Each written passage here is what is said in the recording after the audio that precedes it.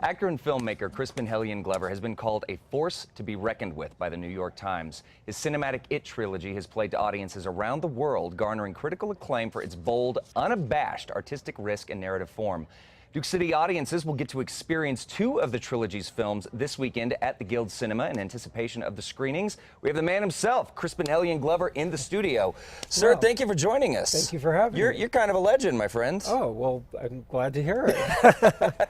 All right, well, let's talk about the It trilogy. You've got a lot of stuff going on at the Guild Cinema, one of the best art house cinemas in Albuquerque. Yeah. Really, arguably the top art house cinema. Yeah. The It trilogy. What's it all about? Well, the first film, What Is It, which I'm playing on the second night, most of the actors in the film have Down syndrome, but the film is not about Down syndrome at all. And they're not playing characters that have Down syndrome.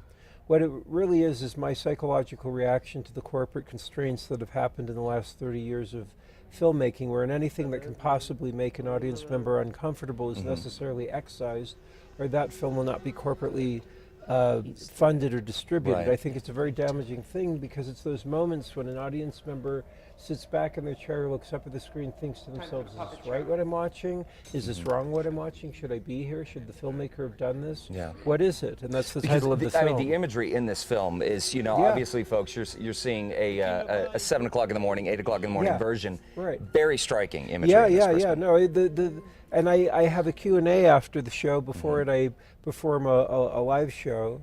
But the part of the reason that I tour with the films is it's designed to have questions. This is what I think is lacking in our corporately funded and distributed film culture right now. And when people are asking questions, they're having an educational experience, and that's very important to have happening. So, so the film is designed for evoking thoughts and questions, which I'm a great advocate of. The second film, which is the first film I'll show tomorrow night, is called It Is Fine, Everything Is Fine. That was written by one of the actors that's in What Is It. He did not have Down syndrome. He was born with a severe case of cerebral palsy, and when he was in his early 20s and his mother died, he was locked into a nursing home. Now, he's the star of the film, and It Is Fine. He wrote it and is the main actor in it, and he was very difficult to understand, and the people that were taking care of him at the nursing home would derisively call him an MR, mental retard, which is not a nice thing to say to anybody, but Steve was of normal intelligence, and the emotional turmoil that he must have gone through for the decade that he was locked in this nursing home, I can't even begin to imagine. But he wrote his screenplay in the style of a 1970s TV murder mystery movie of the week wherein he's the bad guy. And there's a taboo subject matter in this as well. And it really, Crispin, just looking at the footage of this, you really capture that, as you see cinematically, it really has that feeling. Oh yeah. It has an aged feeling to it. It's what's beautiful about the film to me is there was a feeling, an emotional quality to his screenplay that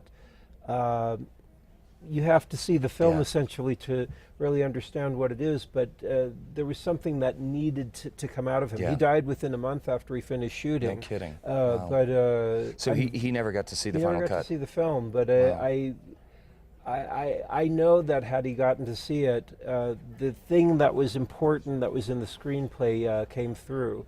I should also mention about the books. Yeah, let's talk, because this is part of a live performance. Yeah. Each night before the films, I'll be performing a live show of 8 different books. There's 2 different shows. Each show is a different on each night. Okay. And these books, as you can see, are heavily illustrated. This one's the first one I published years ago called Rat Catching. And I dramatically narrate these books, and each show is an hour long. Then I show the feature film. Then I have about a 1.5 hour Q&A because, like I said, the questions are very important. Yeah, there is a lot of questions. And then I have a book signing afterwards. So now books are available at the show. So now the slideshow, the big slideshow, which is the live performance, they're different slideshows each night. That's right. So we're going to see a completely different lineup. So both nights we want to clear out to be part of this artistic experience. Absolutely. Yeah. That's great. Yeah, I'm I'm looking forward to. I haven't been in New Mexico before. Really? I've been touring for 9 years with these. With What Is It? The second film I've been touring for 7 years. So next year will be my 10th anniversary. No of kidding. touring. I'm glad to, it takes a long time because I haven't put these films out digitally.